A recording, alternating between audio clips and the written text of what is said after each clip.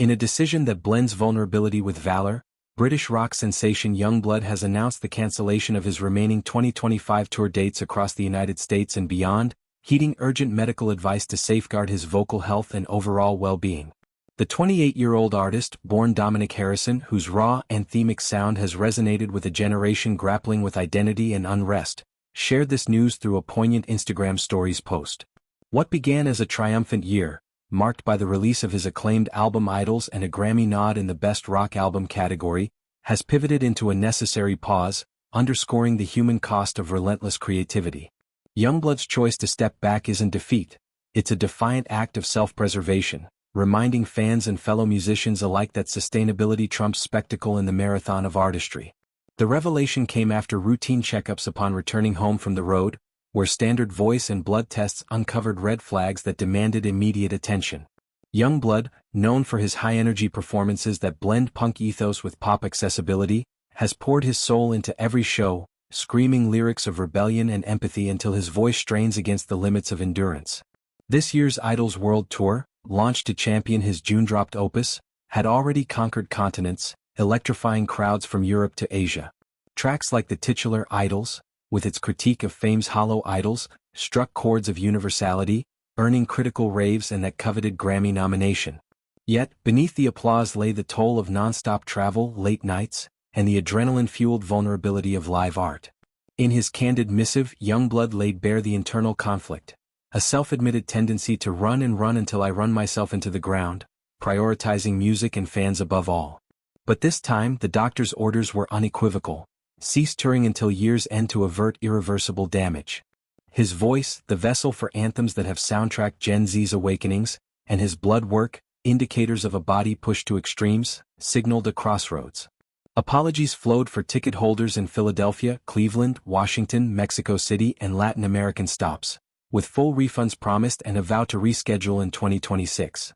"My heart is broken," he confessed, capturing the ache of disappointing those whose energy fuels him. To soften the blow, he pledged personalized gifts for sign-ups and teased more affordable, bespoke shows for Mexico and LatAm, envisioning unbelievable comebacks. This is a mere burnout, it's a reckoning with the rock and roll mythos that glorifies exhaustion. Yungblud's career trajectory, from Doncaster streets to festival headliner, has been a blaze of authenticity. Debut EPs like 21st Century Liability exposed his battles with anxiety and ADHD, while Weird chronicled queer explorations and mental health mazes. Idols elevated this, weaving personal lore with societal jabs, its Grammy buzz affirming his evolution.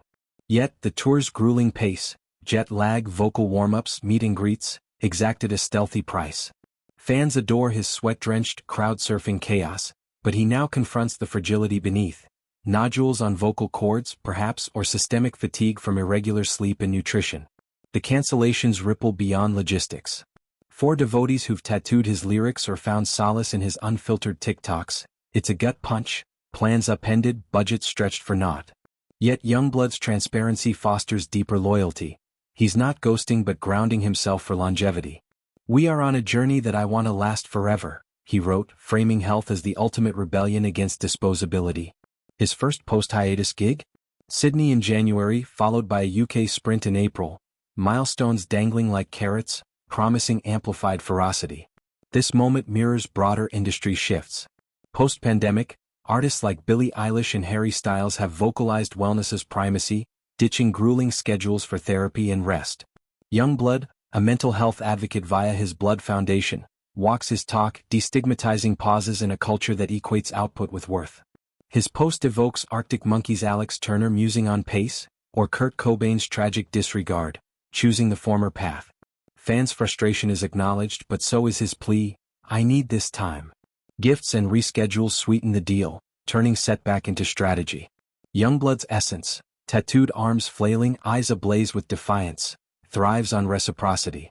He's the lad who crashed Glastonbury with acoustic rawness, who collabed with Halsey on queer anthems, who turned Coachella into a therapy circle. Idols, with its glossy yet gritty production, nods to this. Tracks dissecting idol worship from social media to self. The Grammy nod validates it, positioning him among rock's elite.